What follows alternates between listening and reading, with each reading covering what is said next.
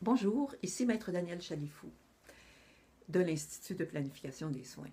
Il me fait plaisir de vous entretenir aujourd'hui des résultats des rapports qui ont été produits par les établissements de santé du Québec relativement à l'aide médicale à mourir.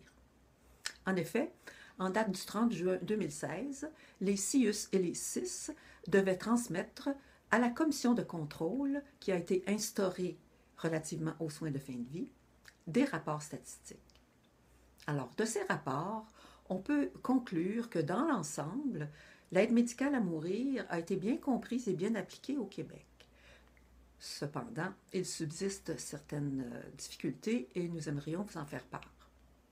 Tout d'abord, au sujet des maisons de soins palliatifs. Comme vous le savez, les maisons de soins palliatifs sont dispensées de fournir l'aide médicale à mourir et donc une personne qui serait dans une maison de soins palliatifs et demanderait l'aide médicale à mourir devrait être transférée. C'est d'ailleurs une politique qui a été établie, notamment à la maison de soins palliatifs Michel Sarrazin de Québec. Selon l'Institut de planification des soins, cette solution n'est pas appropriée. Elle n'est pas appropriée parce qu'elle n'est pas dans l'intérêt du patient. Elle n'est pas non plus faite dans une perspective d'humanisation des soins. Il faudrait trouver de meilleures solutions.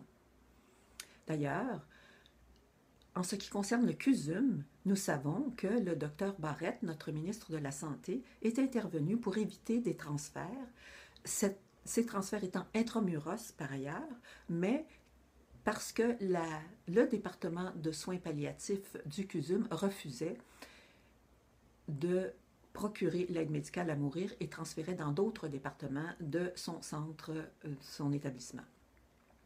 Alors, une solution a été trouvée et donc nous savons que dans d'autres centres ou établissements de soins de santé, la même situation existe. Il faudrait donc aussi trouver des solutions à cette question.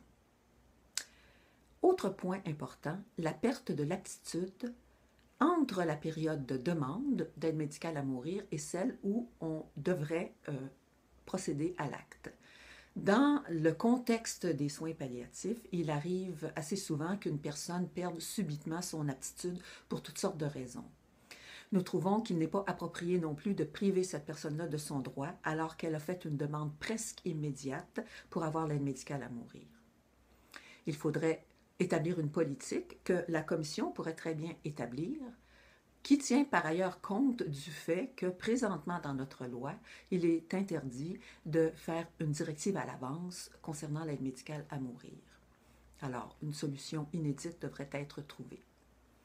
Maintenant, quant à la commission, nous savons que la commission a envoyé des lettres à des médecins qui font l'aide médicale à mourir, notamment pour leur demander d'expliquer leur conception de l'expression « fin de vie », parce qu'apparemment, il y aurait des différences dans l'interprétation.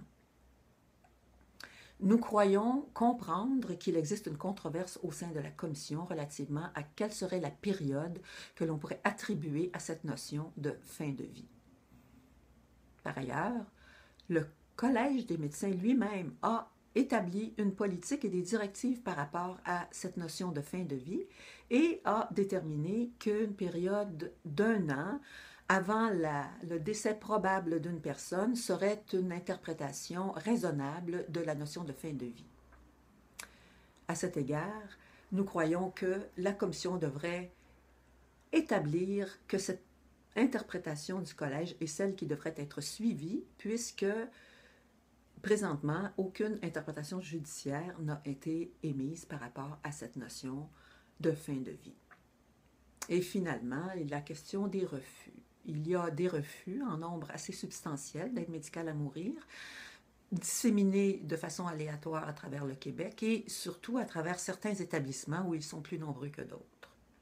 Alors, nous sommes en accord avec le Comité provincial des usagers, d'autres organismes et les positions qui ont été prises dans les journaux à cet égard, de demander à la commission de justifier les refus qui sont faits d'aide médicale à mourir dans les différents établissements. Cela pourra donc jeter une lumière sur pourquoi est-ce que ça a été refusé, est-ce des délais, est-ce peut-être aussi une obstruction.